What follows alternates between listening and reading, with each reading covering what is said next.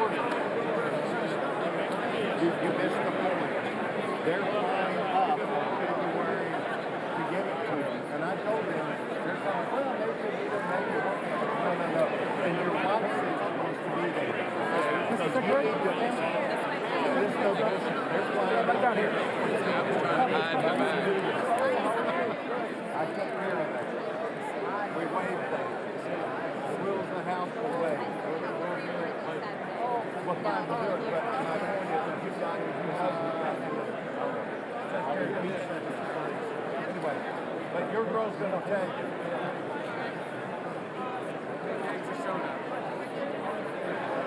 Someone will say we got to do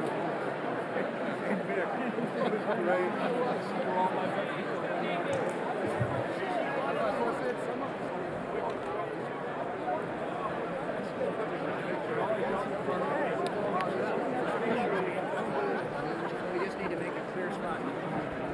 How are you? How you doing? Peter Ross. Nice to see you. You all right? Yeah, I know.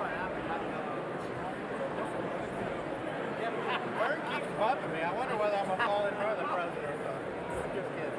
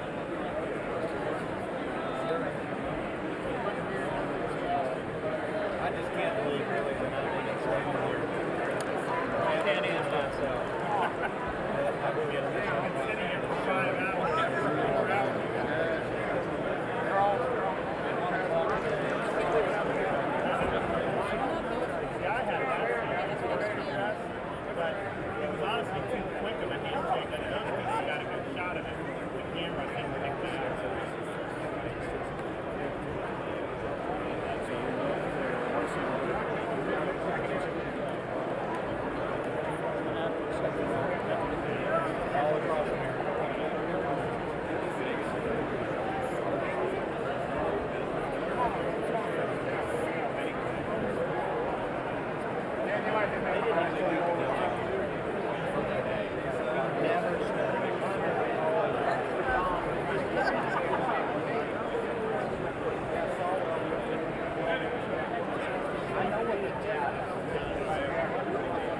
I'm the most photogenic.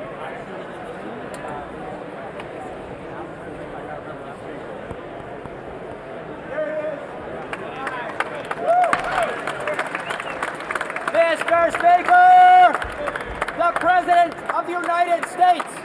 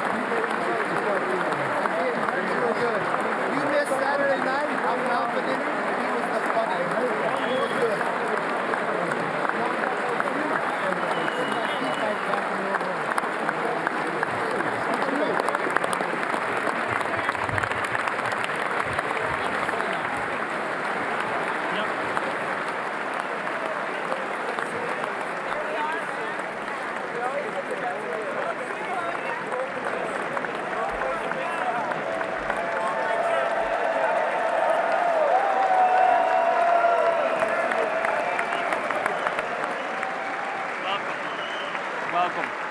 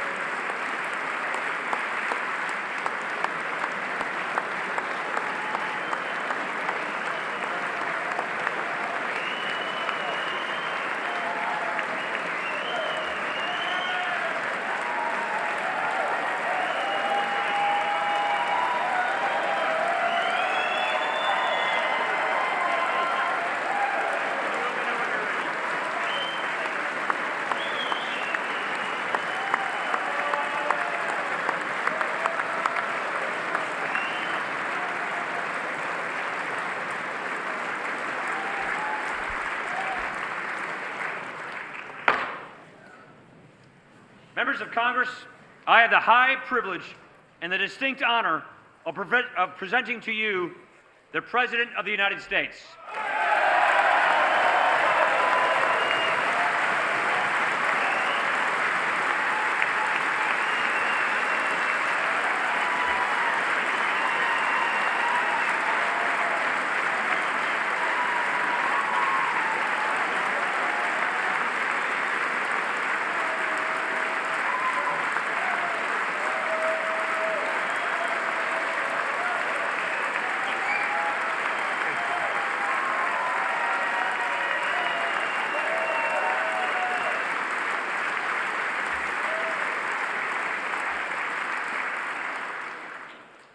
Mr. Speaker, Mr. Vice President, members of Congress, the First Lady of the United States, and my fellow Americans.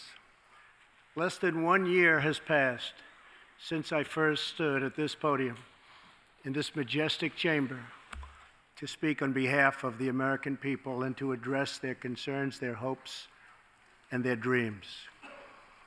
That night, our new administration had already taken very swift action. A new tide of optimism was already sweeping across our land. Each day since, we have gone forward with a clear vision and a righteous mission to make America great again for all Americans.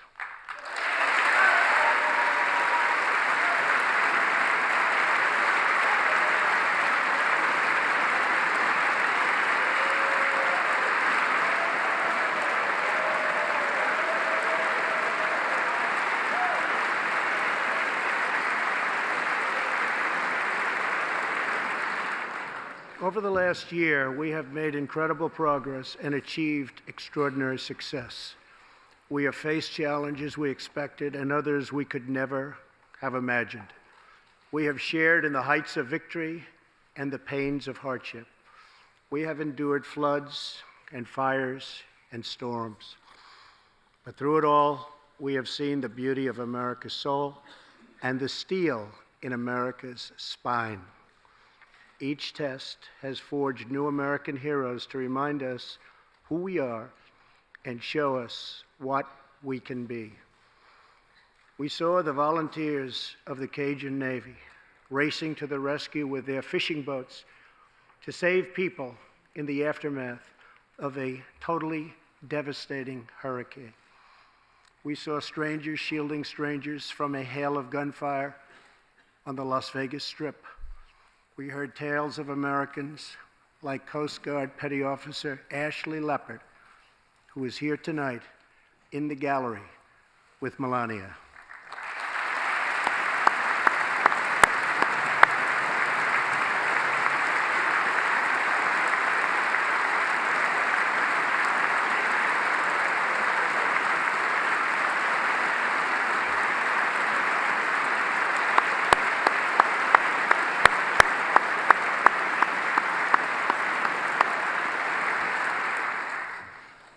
Ashley was aboard one of the first helicopters on the scene in Houston during the Hurricane Harvey.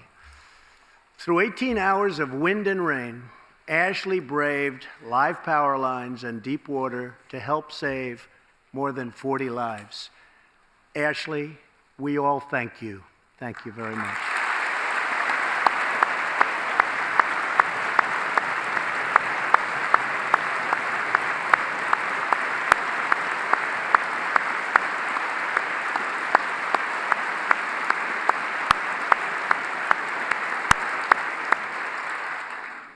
We heard about Americans like firefighter David Dahlberg.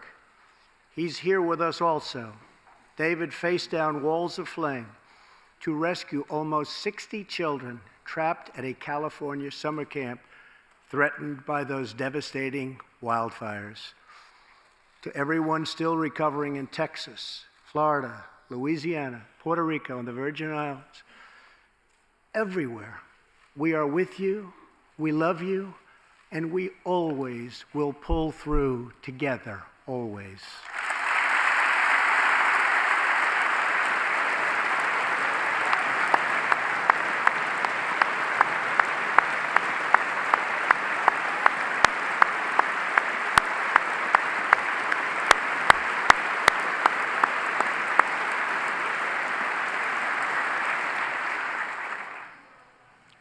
Thank you to David and the brave people of California. Thank you very much, David. Great job. Some trials over the past year touched this chamber very personally. With us tonight is one of the toughest people ever to serve in this House. A guy who took a bullet, almost died, and was back to work 3.5 months later. The legend from Louisiana, Congressman Steve Scalise.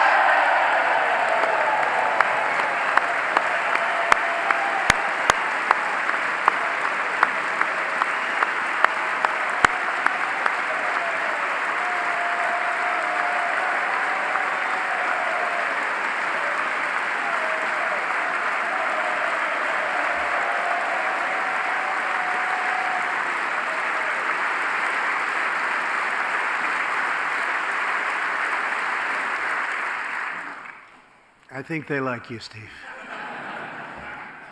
We're incredibly grateful for the heroic efforts of the Capitol Police officers, the Alexandria Police, and the doctors, nurses, and paramedics who saved his life and the lives of many others, some in this room.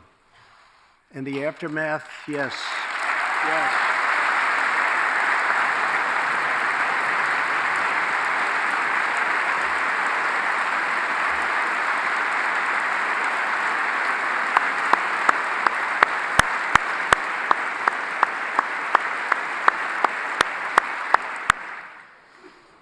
In the aftermath of that terrible shooting, we came together, not as Republicans or Democrats, but as representatives of the people. But it is not enough to come together only in times of tragedy. Tonight, I call upon all of us to set aside our differences, to seek out common ground, and to summon the unity we need to deliver for the people. This is really the key. These are the people we were elected to serve.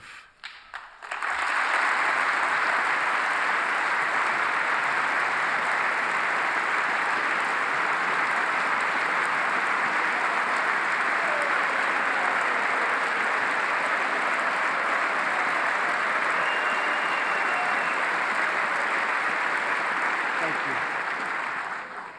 Over the last year, the world has seen what we always knew, that no people on earth are so fearless or daring or determined as Americans. If there is a mountain, we climb it.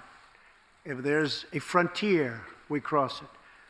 If there's a challenge, we tame it. If there's an opportunity, we seize it. So let's begin tonight by recognizing that the state of our union is strong because our people are strong.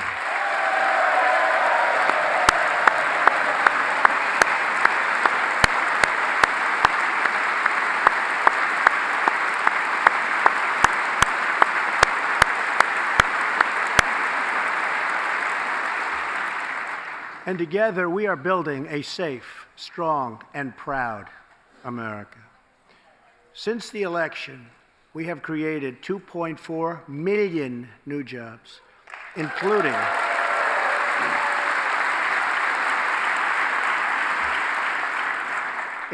200,000 new jobs in manufacturing alone.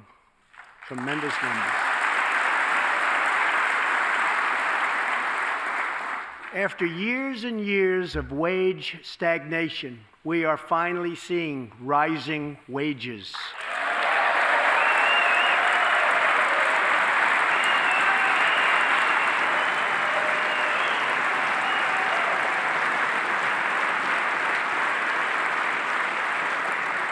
Unemployment claims have hit a 45-year low.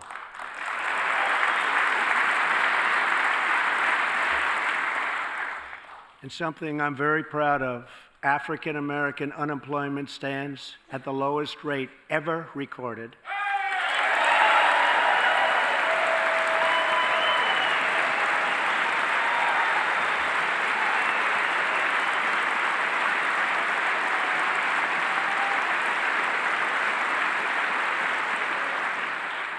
And Hispanic American unemployment has also reached the lowest levels in history.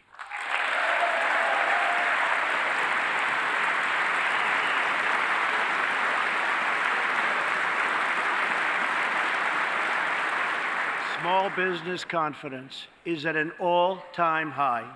The stock market has smashed one record after another, gaining $8 trillion and more in value in just this short period of time. The great news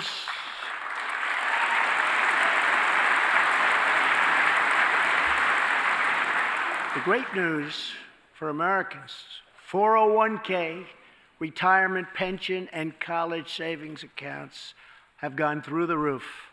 And just as I promised the American people from this podium 11 months ago, we enacted the biggest tax cuts and reforms in American history.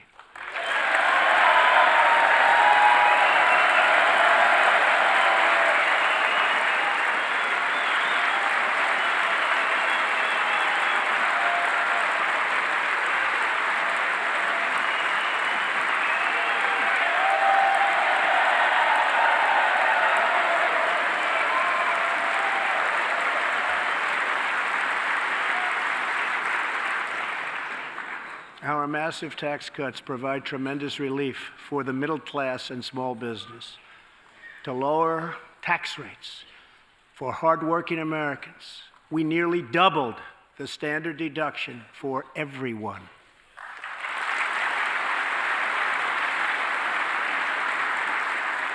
Now, the first $24,000 earned by a married couple is completely tax-free.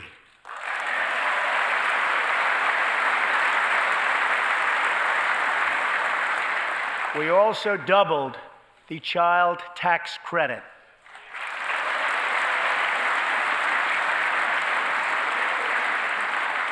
A typical family of four making $75,000 will see their tax bill reduced by $2,000, slashing their tax bill in half.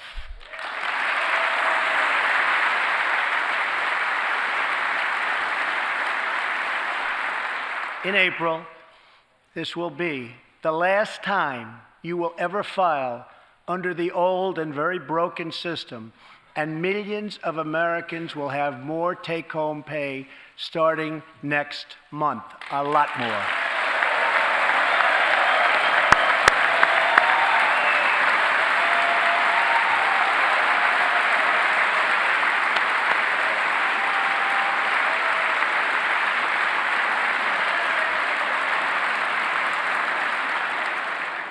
We eliminated an especially cruel tax that fell mostly on Americans making less than $50,000 a year, forcing them to pay tremendous penalties simply because they couldn't afford government-ordered health plans.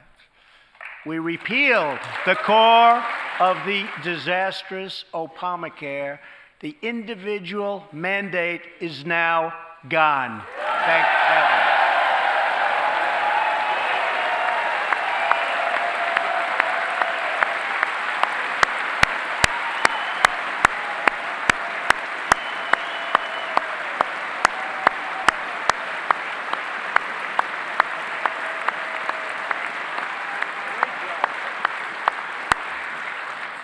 We slashed the business tax rate from 35% all the way down to 21%, so American companies can compete and win against anyone else anywhere in the world.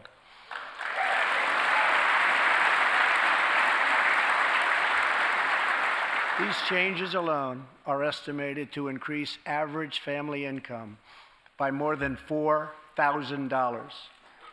A lot of money.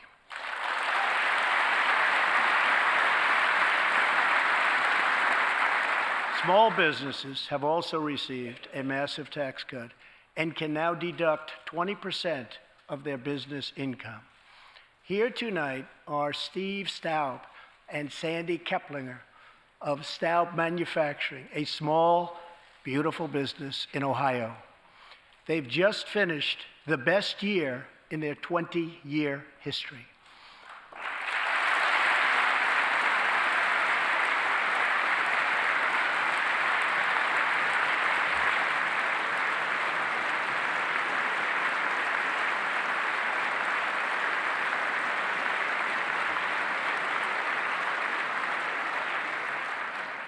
Because of tax reform, they are handing out raises, hiring an additional 14 people, and expanding into the building next door. Good feeling.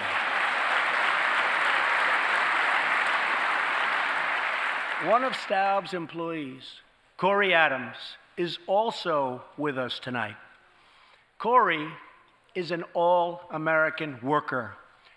He supported himself through high school, lost his job during the 2008 recession, and was later hired by Staub, where he trained to become a welder. Like many hardworking Americans, Corey plans to invest his tax cut raise into his new home and his 2 daughters' education. Corey, please stand.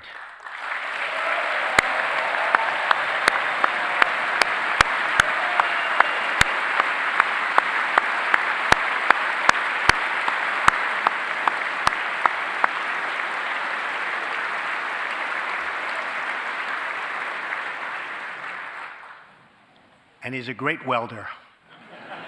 I was told that by the man that owns that company that's doing so well. So congratulations, Corey. Since we passed tax cuts, roughly 3 million workers have already gotten tax cut bonuses, many of them thousands and thousands of dollars per worker, and it's getting more every month, every week. Apple has just announced it plans to invest a total of $350 billion in America and hire another 20,000 workers.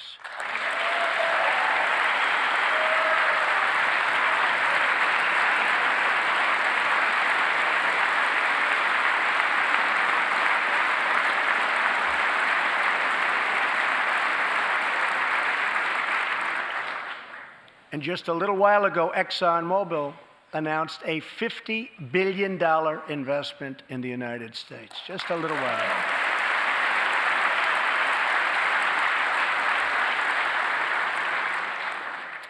This, in fact, is our new American moment. There has never been a better time to start living the American dream. So to every citizen watching at home tonight, no matter where you've been or where you've come from, this is your time.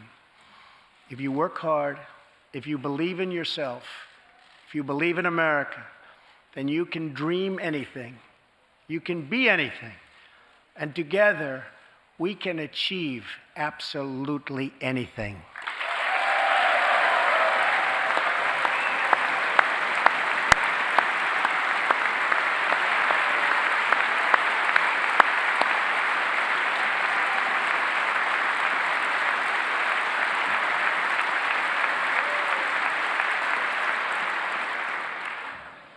Tonight, I want to talk about what kind of future we're going to have and what kind of a nation we're going to be.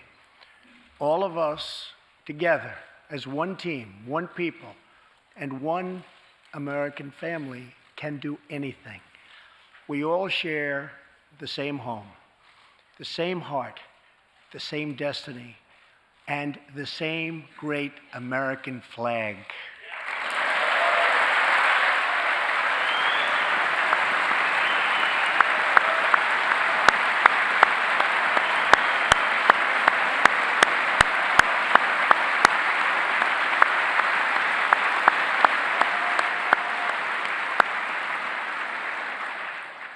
Together, we are rediscovering the American way. In America, we know that faith and family, not government and bureaucracy, are the center of American life. The motto is, "In God we trust."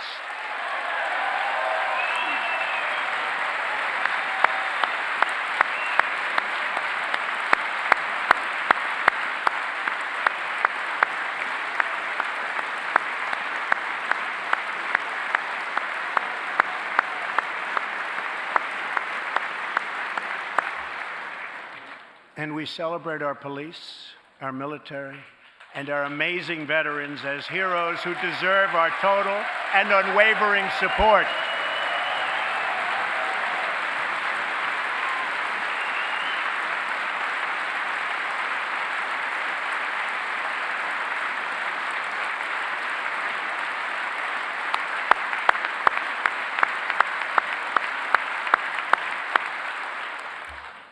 Here tonight is Preston Sharp, a 12-year-old boy from Redding, California, who noticed that veterans' graves were not marked with flags on Veterans Day. He decided all by himself to change that and started a movement that has now placed 40,000 flags at the graves of our great heroes. Preston, a job well done.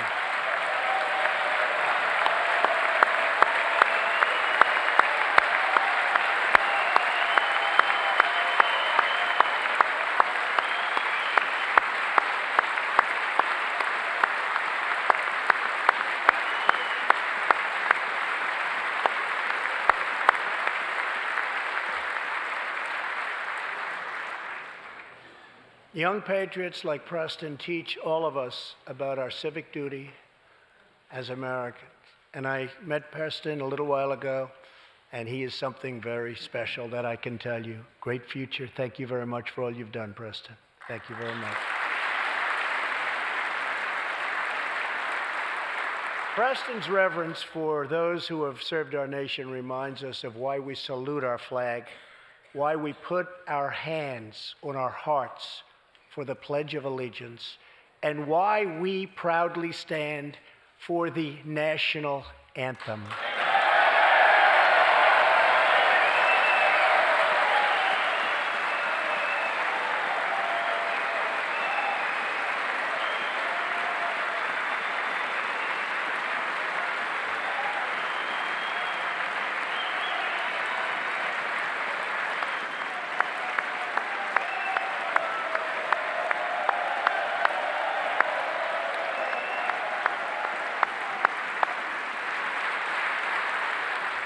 Americans love their country, and they deserve a government that shows them the same love and loyalty in return.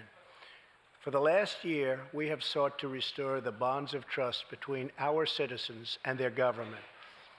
Working with the Senate, we are appointing judges who will interpret the Constitution as written, including a great new Supreme Court justice and more circuit court judges than any new administration in the history of our country.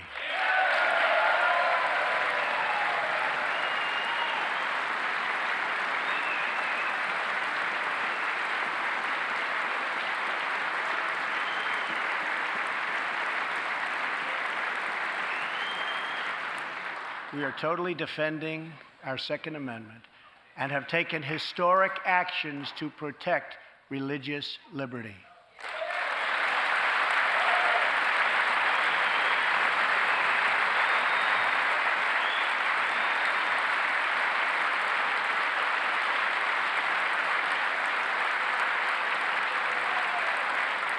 And we are serving our brave veterans, including giving our veterans choice in their health care decisions.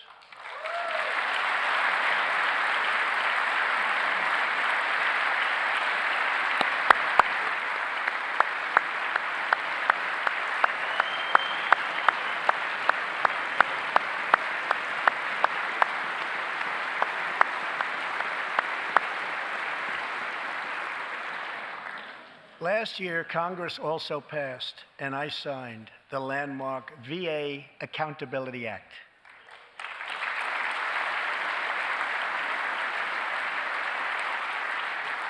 Since its passage, my administration has already removed more than 1,500 VA employees who failed to give our veterans the care they deserve, and we are hiring talented people who love our vets as much as we do.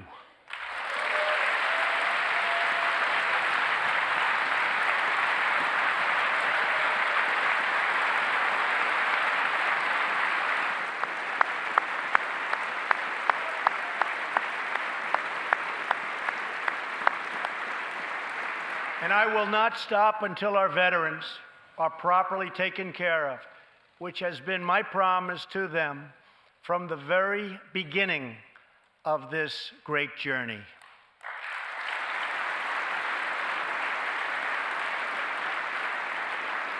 All Americans deserve accountability, and respect. And that's what we are giving to our wonderful heroes, our veterans. Thank you.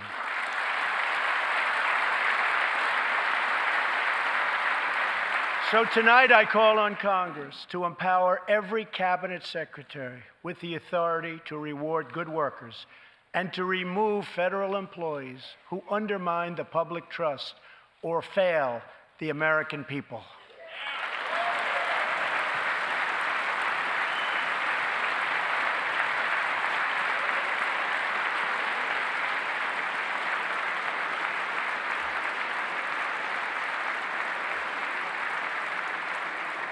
In our drive to make Washington accountable, we have eliminated more regulations in our first year than any administration in the history of our country.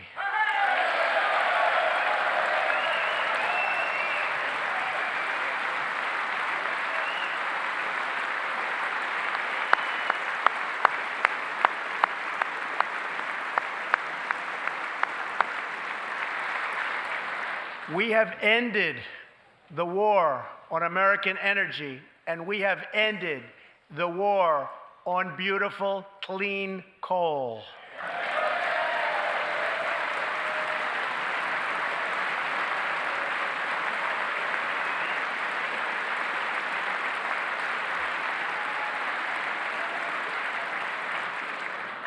We are now very proudly an exporter of energy to the world.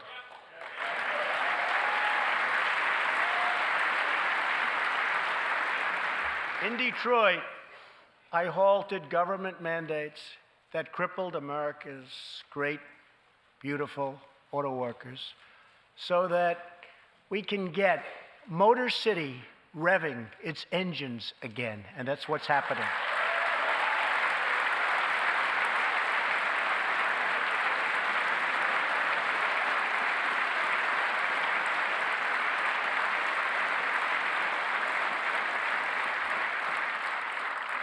Many car companies are now building and expanding plants in the United States, something we haven't seen for decades.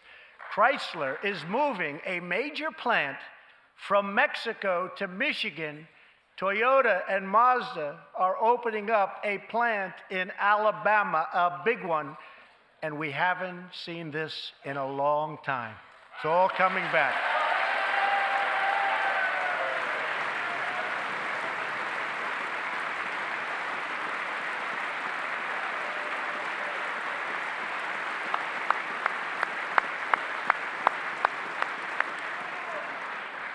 Very soon, auto plants and other plants will be opening up all over our country. This is all news Americans are totally unaccustomed to hearing. For many years, companies and jobs were only leaving us. But now, they are roaring back, they're coming back. They want to be where the action is. They want to be in the United States of America. That's where they want to be.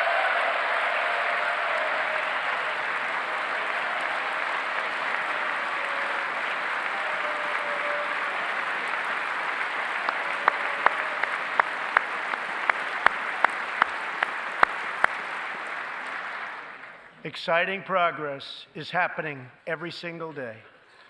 To speed access to breakthrough cures and affordable generic drugs, last year, the FDA approved more new and generic drugs and medical devices than ever before in our country's history.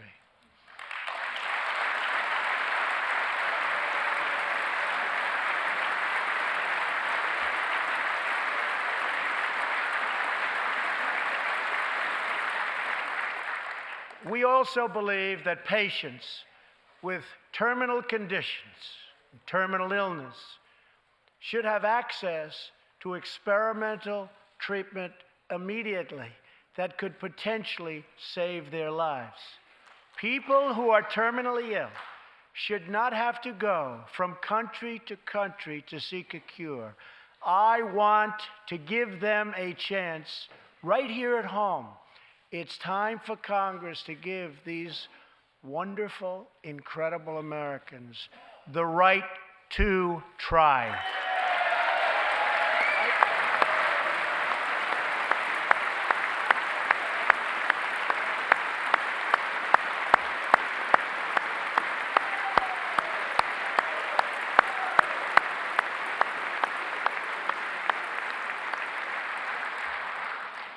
One of my greatest priorities is to reduce the price of prescription drugs.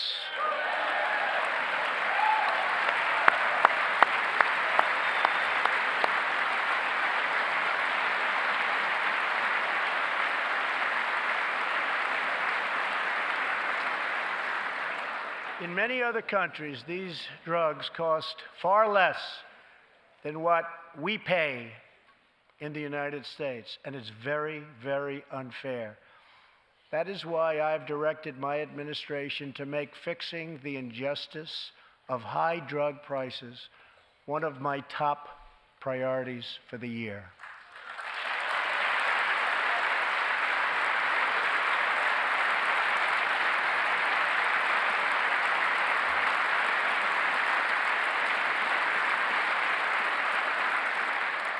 And prices will come down substantially. Watch. America has also finally turned the page on decades of unfair trade deals that sacrificed our prosperity and shipped away our companies, our jobs, and our wealth. Our nation has lost its wealth, but we're getting it back so fast. The era of economic surrender is totally over. From now on, we expect trading relationships to be fair and, very importantly, reciprocal.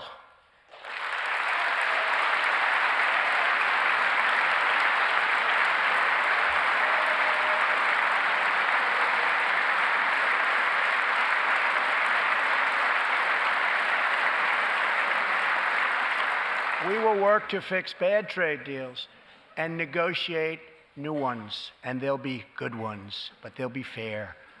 And we will protect American workers and American intellectual property through strong enforcement of our trade rules.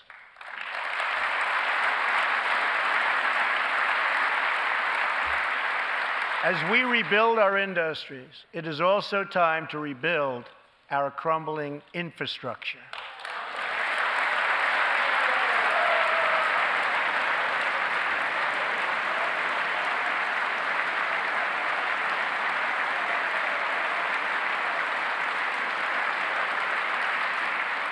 America is a nation of builders. We built the Empire State Building in just 1 year. Isn't it a disgrace that it can now take 10 years just to get a minor permit approved for the building of a simple road?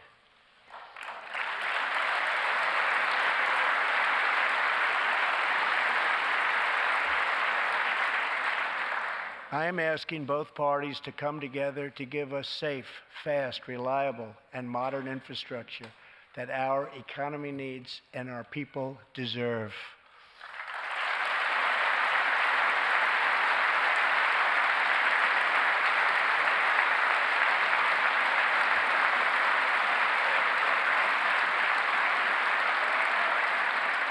Tonight, I'm calling on Congress to produce a bill that generates at least $1.5 trillion for the new infrastructure investment that our country so desperately needs. Every federal dollar should be leveraged by partnering with state and local governments and, where appropriate, tapping into private sector investment to permanently fix the infrastructure deficit, and we can do it.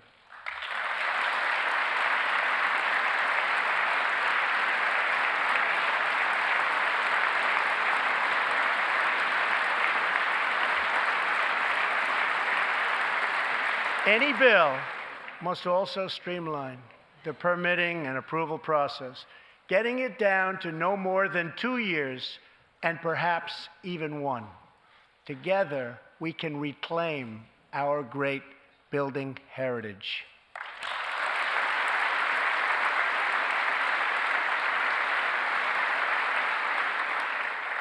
We will build gleaming new roads, bridges, highways, railways, and waterways all across our land. And we will do it with American heart, American hands, and American grit.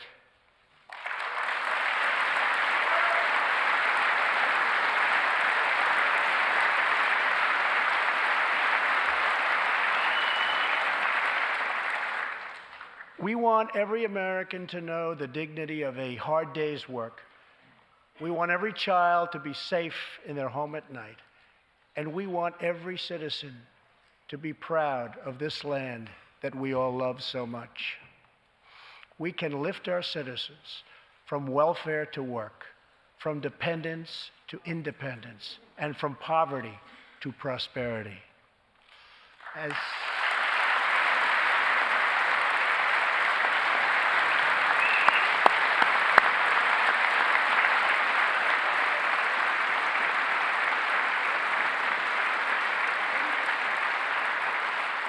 tax cuts create new jobs, let's invest in workforce development and let's invest in job training, which we need so badly.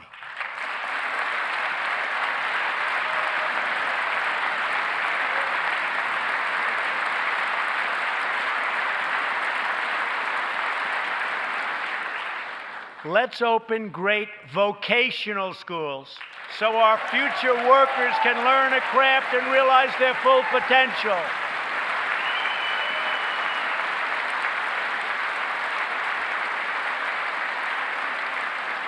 And let's support working families by supporting paid family leave.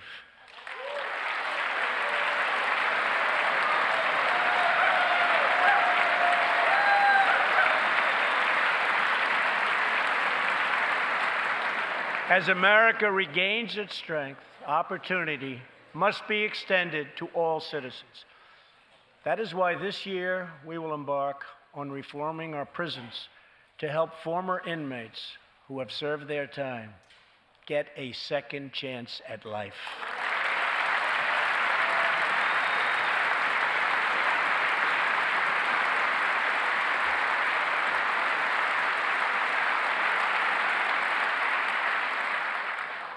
Struggling communities, especially immigrant communities, will also be helped by immigration policies that focus on the best interests of American workers and American families.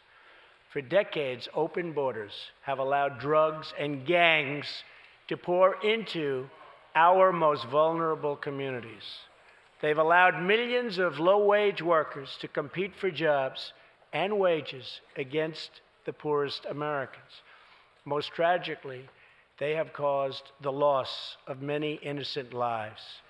Here tonight are two fathers and two mothers, Evelyn Rodriguez, Freddie Cuevas, Elizabeth Alvarado, and Robert Mickens. Their two teenage daughters, Kayla Cuevas and Nisa Mickens, were close friends on Long Island. But in September 2016, on the eve of Nisa's 16th birthday, such a happy time it should have been, neither of them came home. These two precious girls were brutally murdered while walking together in their hometown. 6 members of the savage MS-13 gang have been charged with Kayla and Nisa's murders. Many of these gang members took advantage of glaring loopholes in our laws to enter the country as illegal, unaccompanied, alien minors and wound up in Kayla and Nisa's high school. Evelyn, Elizabeth, Freddie, and Robert, tonight everyone in this chamber is praying for you. Everyone in America is grieving for you. Please stand. Thank you very much.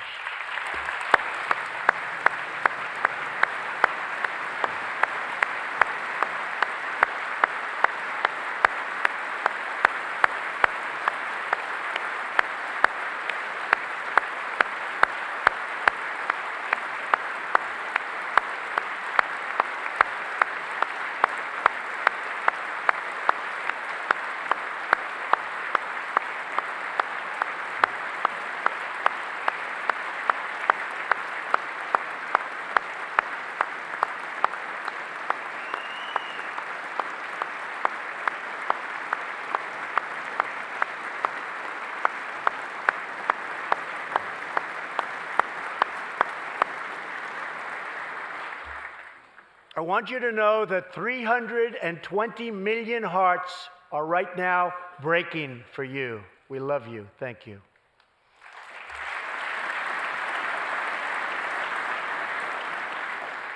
While we cannot imagine the depths of that kind of sorrow, we can make sure that other families never have to endure this kind of pain. Tonight I am calling on Congress to finally close the deadly loopholes that have allowed MS-13 and other criminal gangs to break into our country. We have proposed new legislation that will fix our immigration laws and support our ICE and Border Patrol agents. These are great people. These are great, great people that work so hard in the midst of such danger so that this can never happen again.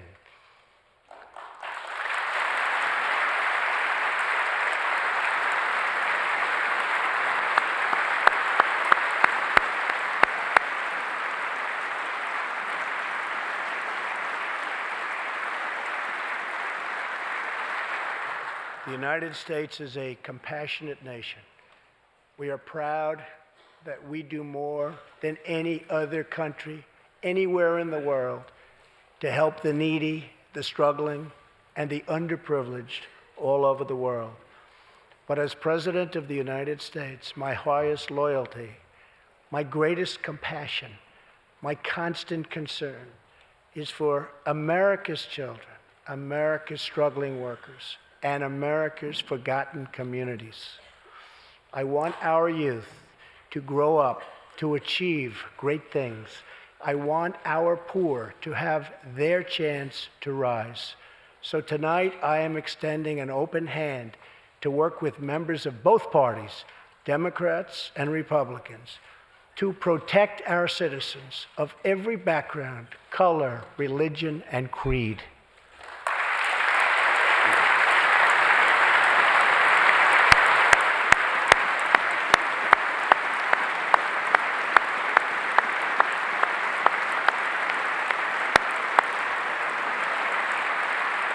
My duty, and the sacred duty of every elected official in this chamber, is to defend Americans, to protect their safety, their families, their communities, and their right to the American dream. Because Americans are dreamers too.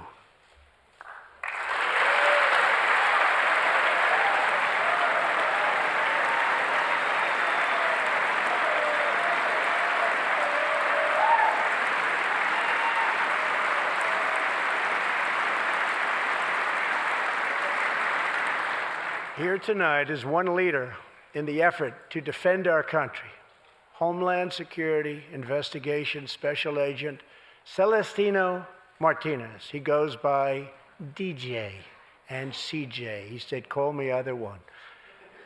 So we'll call you CJ.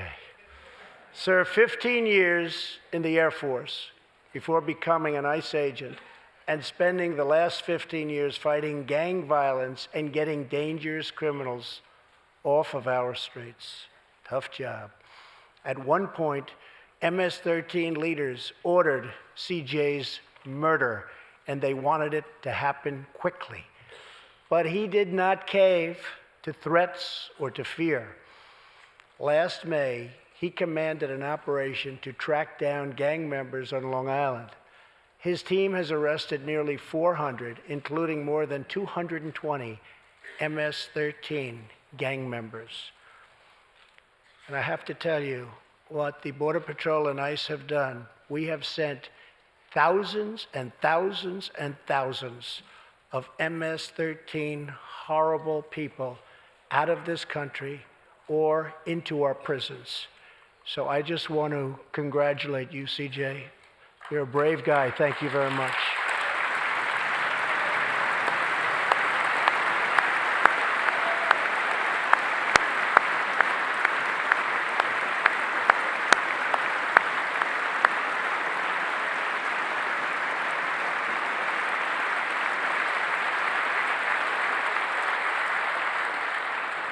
And I asked CJ, what's the secret?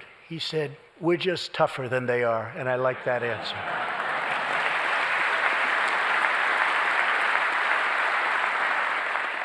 Now let's get Congress to send you, and all of the people in this great chamber have to do it. We have no choice. CJ, we're going to send you reinforcements, and we're going to send them to you quickly. It's what you need.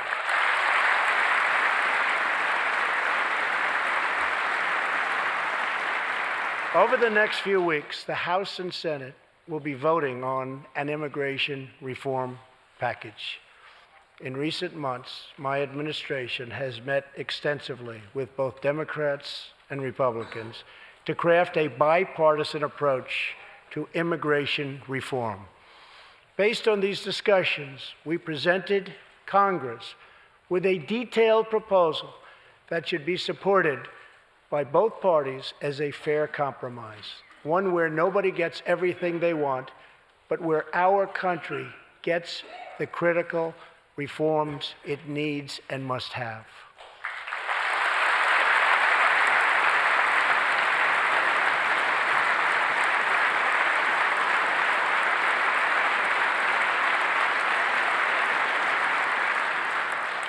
Here are the 4 pillars of our plan. The first pillar of our framework generously offers a path to citizenship for 1.8 million illegal immigrants who were brought here by their parents at a young age. That covers almost 3 times more people than the previous administration covered.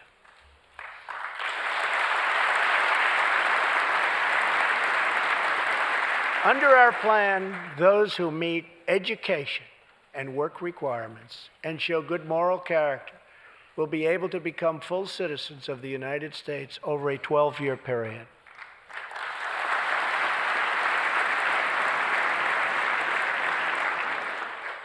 The second pillar fully secures the border.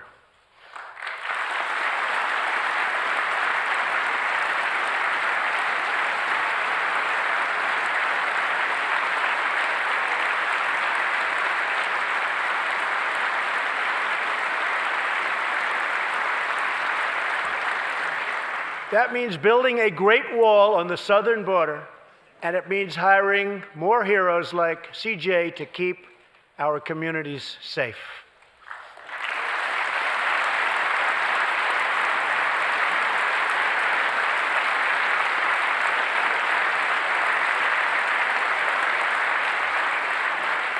Crucially, our plan closes the terrible loopholes exploited by criminals and terrorists to enter our country, and it finally ends the horrible and dangerous practice of catch and release.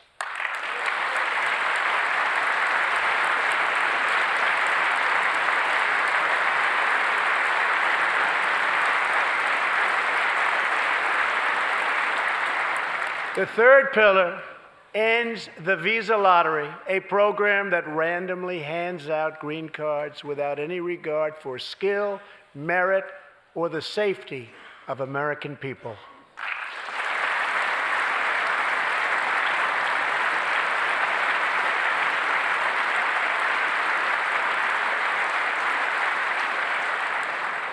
It's time to begin moving toward a merit-based immigration system, one that admits people who are skilled, who want to work, who will contribute to our society, and who will love and respect our country.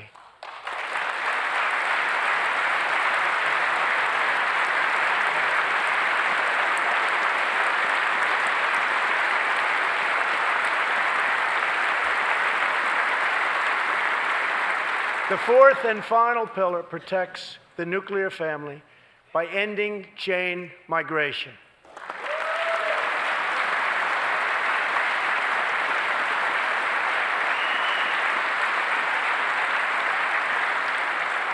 Under the current broken system, a single immigrant can bring in virtually unlimited numbers of distant relatives. Under our plan, we focus on the immediate family by limiting sponsorships to spouses and minor children.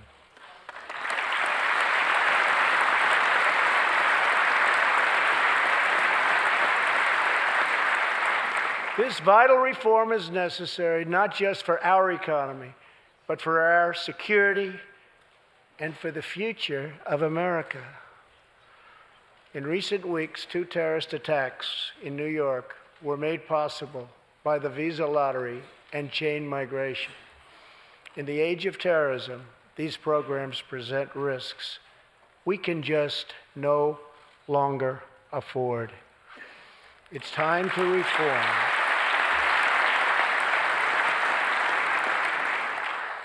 These outdated immigration rules and finally bring our immigration system into the 21st century.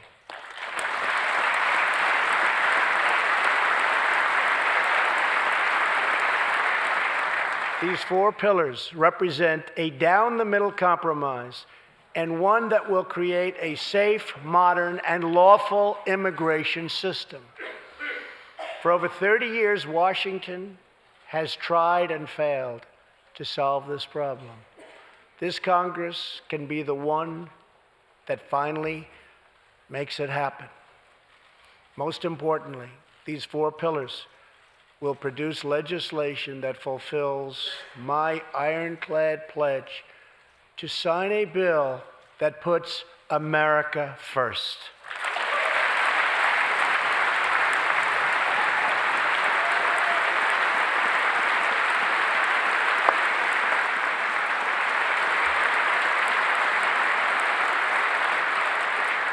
So let's come together, set politics aside, and finally get the job done.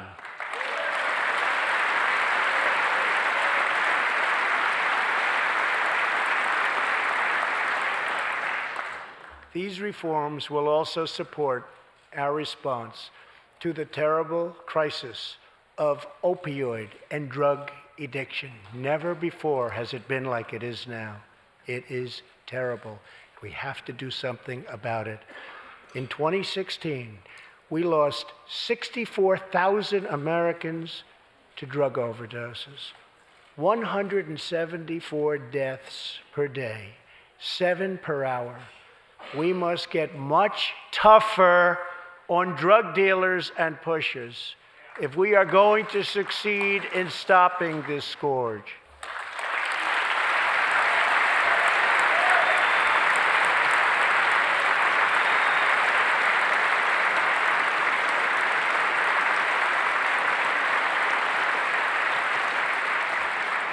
My administration is committed to fighting the drug epidemic and helping get treatment for those in need, for those who have been so terribly hurt.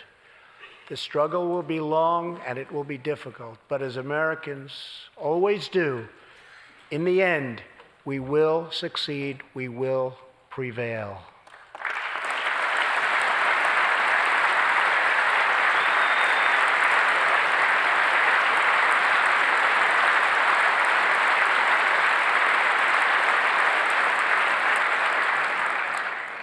As we have seen tonight, the most difficult challenges bring out the best in America. We see a vivid expression of this truth in the story of the Holetz family of New Mexico. Ryan Holetz is 27 years old, an officer with the Albuquerque Police Department. He's here tonight with his wife, Rebecca.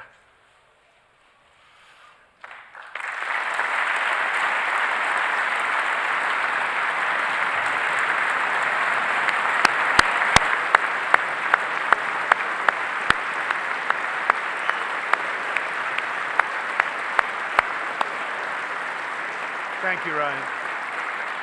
Last year, Ryan was on duty when he saw a pregnant, homeless woman preparing to inject heroin. When Ryan told her she was going to harm her unborn child, she began to weep. She told him she didn't know where to turn, but badly wanted a safe home for her baby. In that moment, Ryan said he felt God speak to him. You will do it because you can. He heard those words. He took out a picture of his wife and their 4 kids.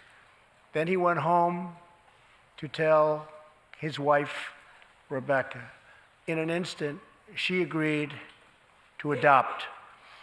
The Hollettes named their new daughter Hope.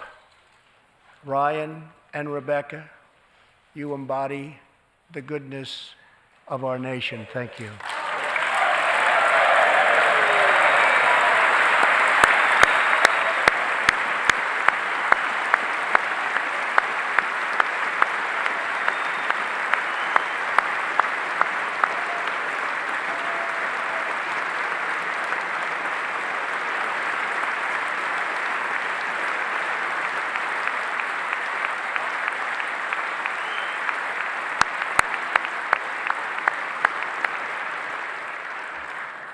Thank you, Ryan and Rebecca.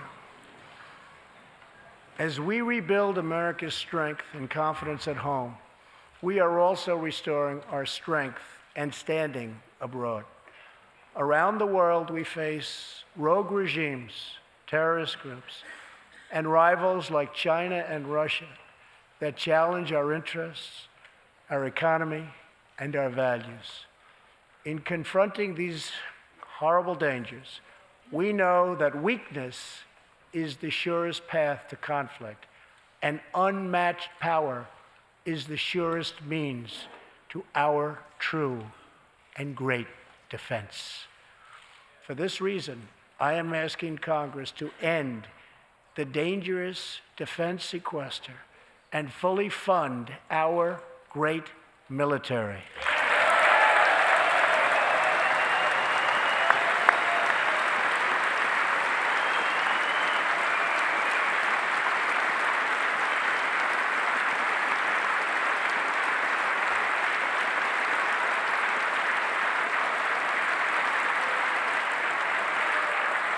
As part of our defense, we must modernize and rebuild our nuclear arsenal, hopefully never having to use it, but making it so strong and so powerful that it will deter any acts of aggression by any other nation or anyone else.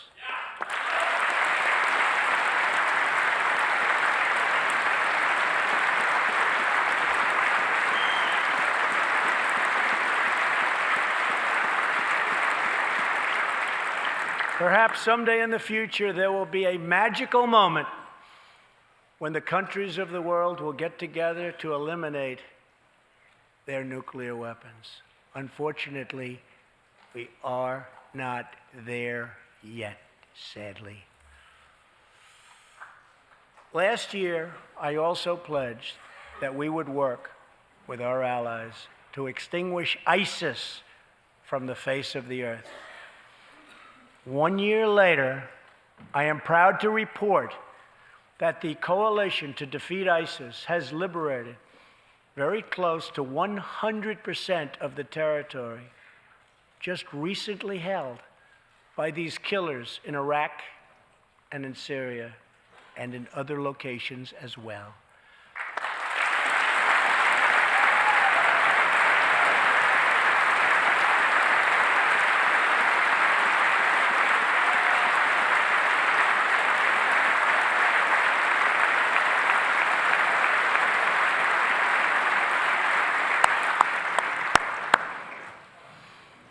But there is much more work to be done.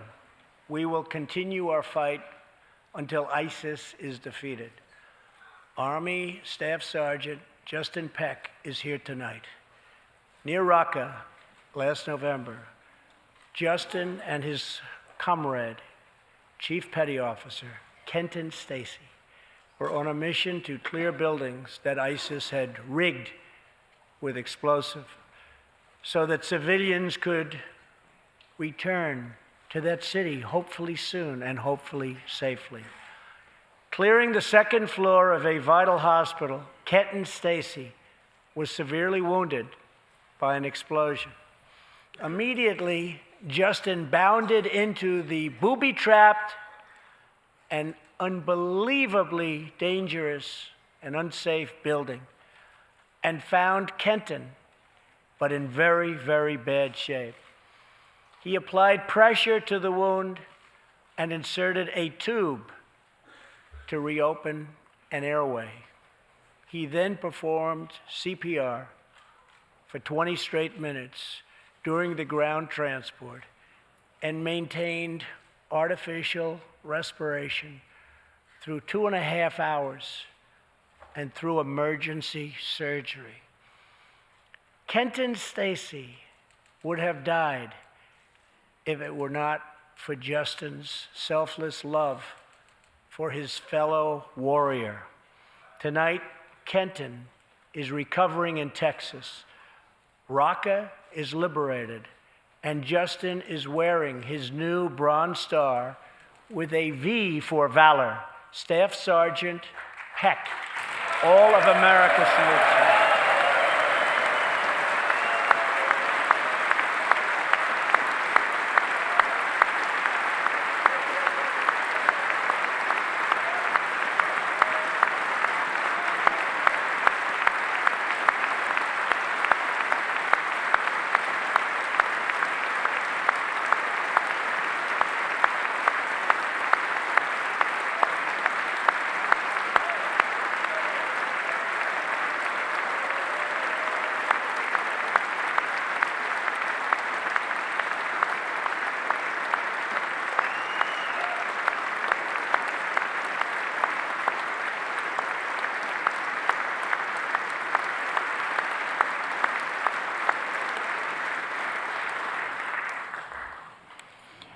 Terrorists who do things like place bombs in civilian hospitals are evil. When possible, we have no choice but to annihilate them. When necessary, we must be able to detain and question them. But we must be clear, terrorists are not merely criminals.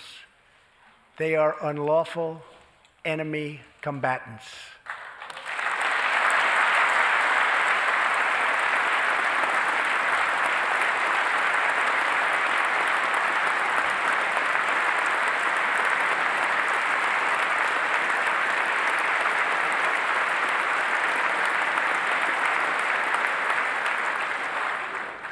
And when captured overseas, they should be treated like the terrorists they are. In the past, we have foolishly released hundreds and hundreds of dangerous terrorists, only to meet them again on the battlefield, including the ISIS leader, al-Baghdadi, who we captured, who we had, who we released. So today, I'm keeping another promise. I just signed, prior to walking in, an order directing Secretary Mattis, who is doing a great job. Thank you.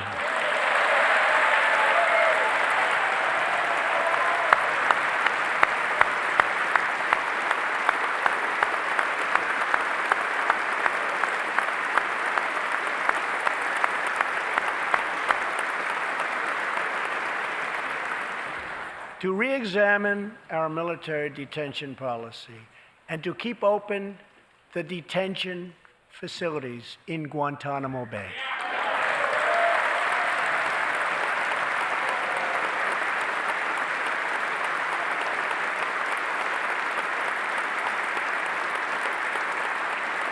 I am asking Congress to ensure that in the fight against ISIS and al-Qaeda, we continue to have all necessary power to detain terrorists wherever we chase them down, wherever we find them. And in many cases, for them, it will now be Guantanamo Bay.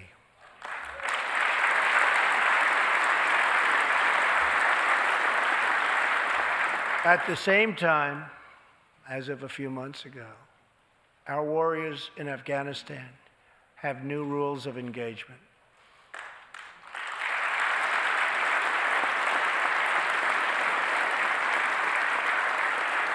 Along with their heroic Afghan partners, our military is no longer undermined by artificial timelines, and we no longer tell our enemies our plans.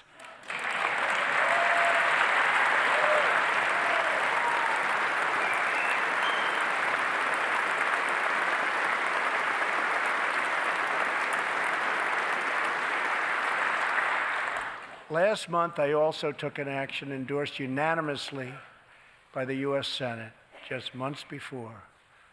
I recognized Jerusalem as the capital of Israel.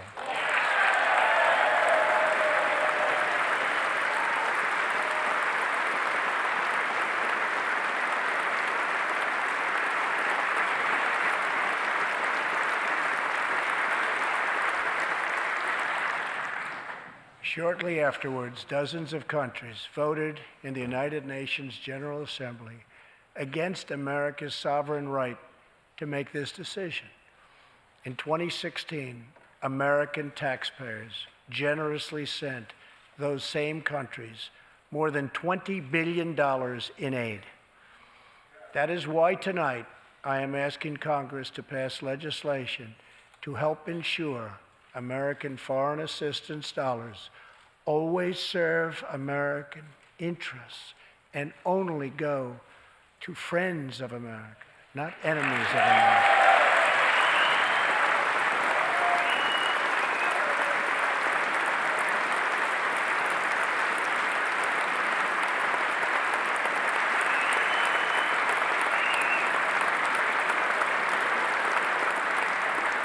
As we strengthen friendships all around the world, we are also restoring clarity about our adversaries. When the people of Iran rose up against the crimes of their corrupt dictatorship, I did not stay silent. America stands with the people of Iran in their courageous struggle for freedom.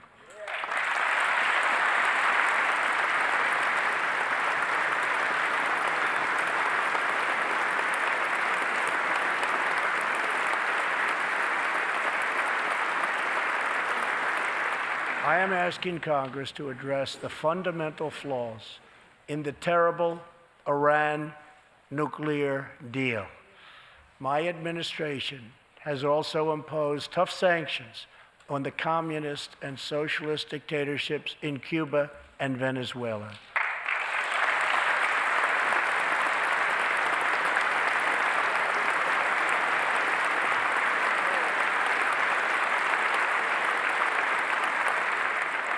But no regime has oppressed its own citizens more totally or brutally than the cruel dictatorship in North Korea. North Korea's reckless pursuit of nuclear missiles could very soon threaten our homeland. We are waging a campaign of maximum pressure to prevent that from ever happening. Past experience has taught us that complacency and concessions only invite aggression and provocation. I will not repeat the mistakes of past administrations that got us into this very dangerous position. We need only look at the depraved character of the North Korean regime to understand the nature of the nuclear threat it could pose to America and to our allies.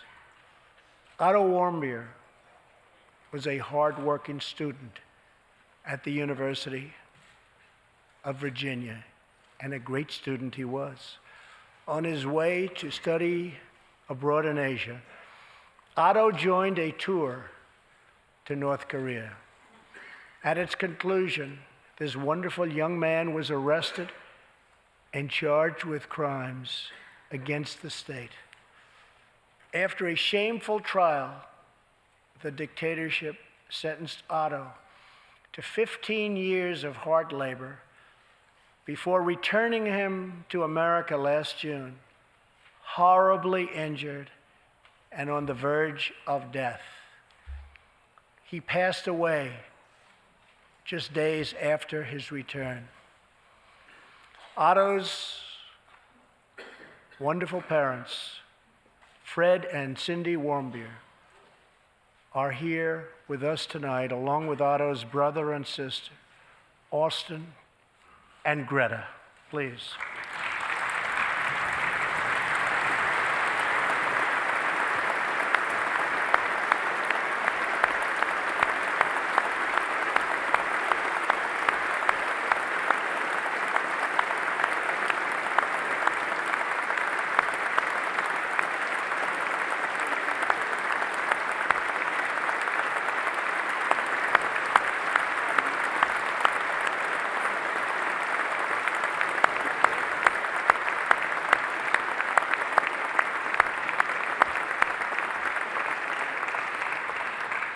Incredible people. You are powerful witnesses to a menace that threatens our world, and your strength truly inspires us all. Thank you very much. Thank you.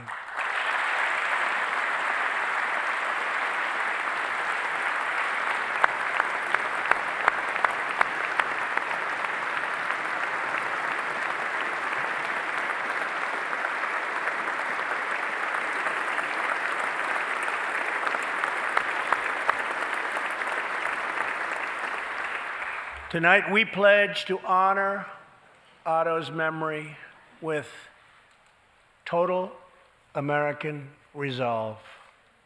Thank you. Finally,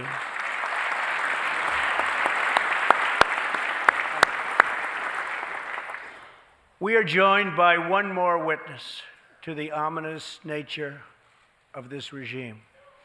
His name is Mr. Ji Sung-ho. In 1996, Sung-ho was a starving boy in North Korea. One day he tried to steal coal from a railroad car to barter for a few scraps of food, which were very hard to get.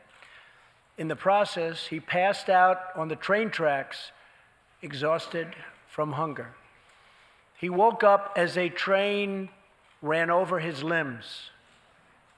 He then endured multiple amputations without anything to dull the pain or the hurt. His brother and sister gave what little food they had to help him recover and ate dirt themselves, permanently stunting their own growth. Later, he was tortured by North Korean authorities after returning from a brief visit to China. His tormentors wanted to know if he'd met any Christians. He had, and he resolved after that to be free. Sung-ho traveled thousands of miles on crutches all across China and Southeast Asia to freedom. Most of his family followed. His father was caught trying to escape and was tortured to death. Today, he lives in Seoul, where he rescues other defectors and broadcasts into North Korea what the regime fears most, the truth. Today, he has a new leg, but Sung-ho, I understand you still keep those old crutches as a reminder of how far you've come. Your great sacrifice is an inspiration to us all. Please, thank you.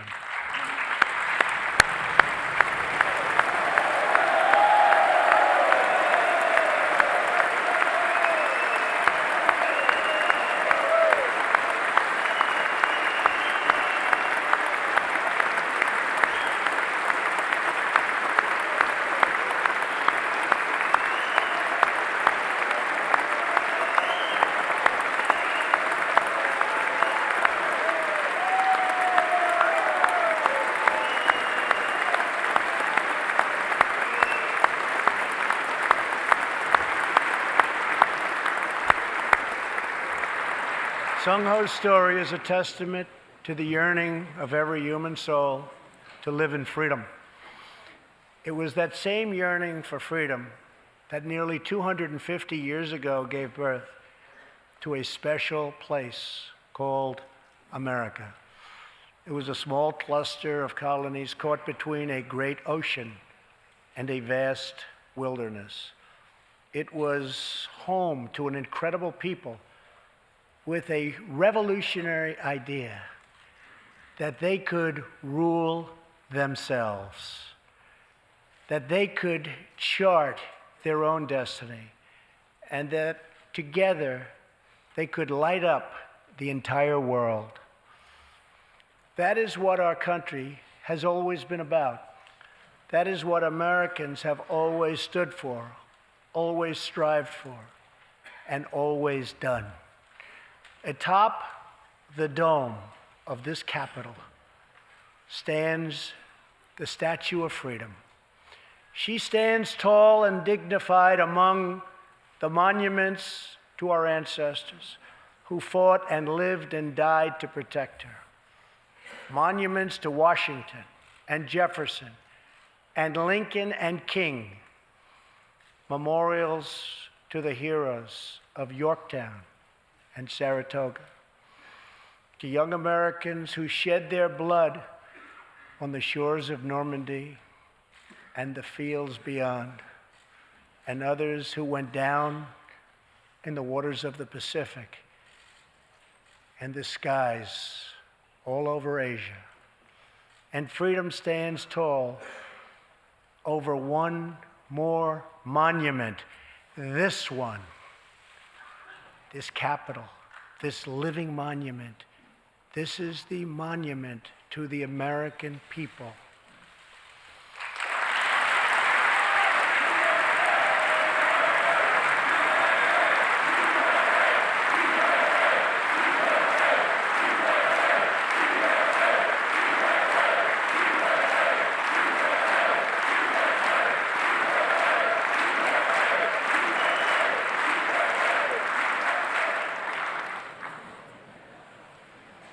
We're a people whose heroes live not only in the past, but all around us, defending hope, pride, and defending the American way.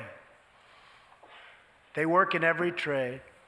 They sacrifice to raise a family.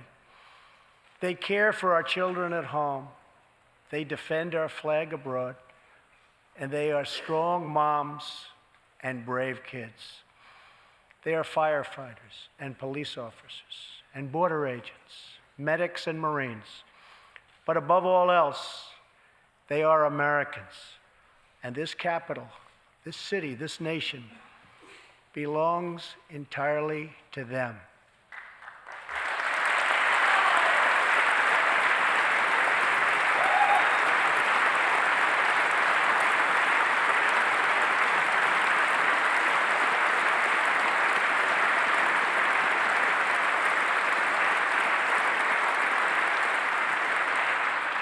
Our task is to respect them, to listen to them, to serve them, to protect them, and to always be worthy of them. Americans fill the world with art and music. They push the bounds of science and discovery, and they forever remind us of what we should never, ever forget. The people dreamed this country. The people built this country. And it's the people who are making America great again.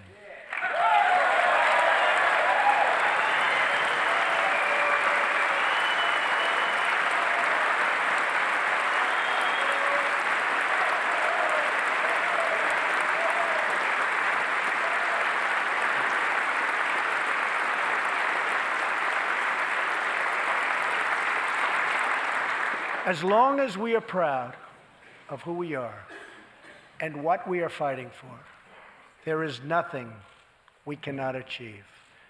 As long as we have confidence in our values, faith in our citizens, and trust in our God, we will never fail. Our families will thrive. Our people will prosper. And our nation will forever be safe and strong and proud and mighty and free. Thank you, and God bless America. Good night.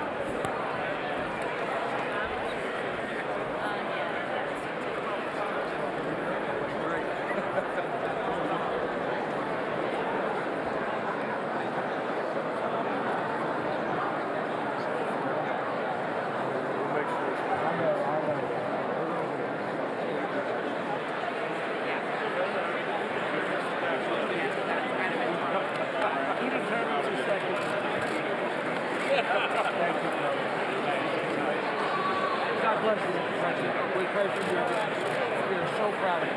Thank you, sir. Thank you, everybody. Back just a little bit. Let's go back just a little bit.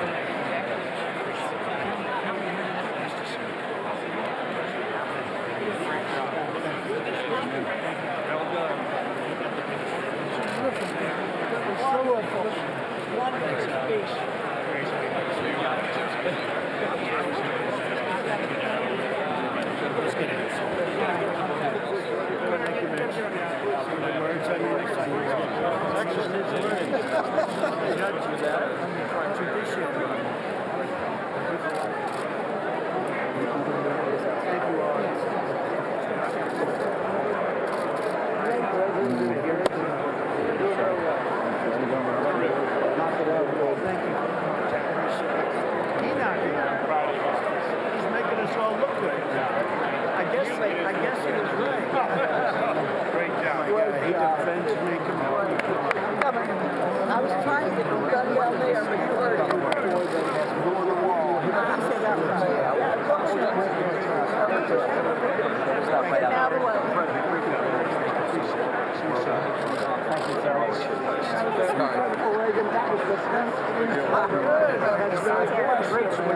Well done.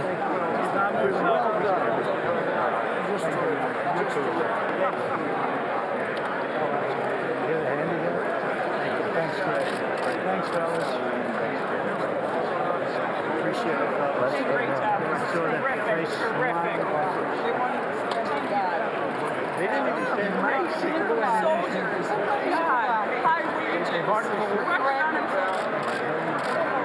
We love it. It's awesome.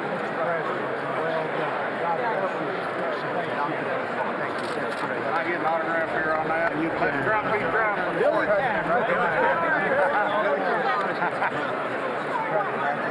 Thanks, Bill. My son's ready to be on his street. He's right there.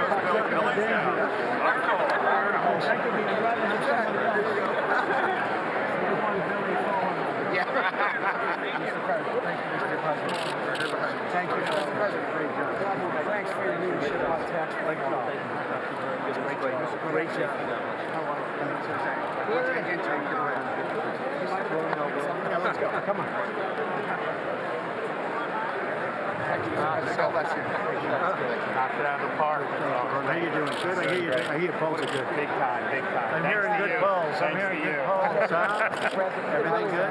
New Jersey's Every new tweet's another 10 points for me. No, I'm doing good.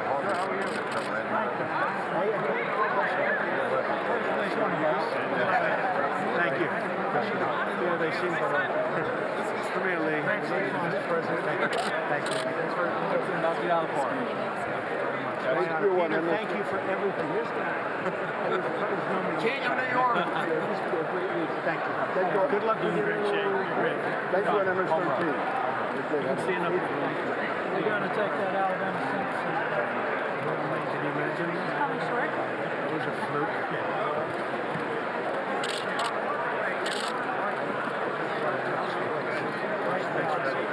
Great job. Thank you. You're driving Charlie 6 up the wall by doing such a good job. Oh, you? I think so. Home runners. Home run. Very much. Yes, it's happening, huh? You're right. You saw that. Yeah, you got his attention. Great to meet you, President. Let's release the memo. Oh, yeah. Oh, don't worry. 100%. Can you imagine that? Yes, sir. Doug. Last year, he'd be too angry. How you doing? How's it going? How's it chances? Good? Good. Get it done. Get it done. Let me know what you need. Let me know. Thanks, fellas. Yes, a little more room. Great job, Mr. President. Thank you, sir. Good job. There you go. Thank you, Mr. President. Mr. President, thank you. Good job, sir. Wonderful. Wonderful. We got your back, sir. We got you. Off the charts. Off the charts. Thank you. Great. Appreciate your help. Thank you. Thank you, everybody. Thank you, man. Thanks, fellas. Good job. Thank you. Great job. Thanks. Thanks, fellas. President. Thank you, hon. Thank you. Thank you, fellas. Very well. How we doing? We're doing good. Thank you.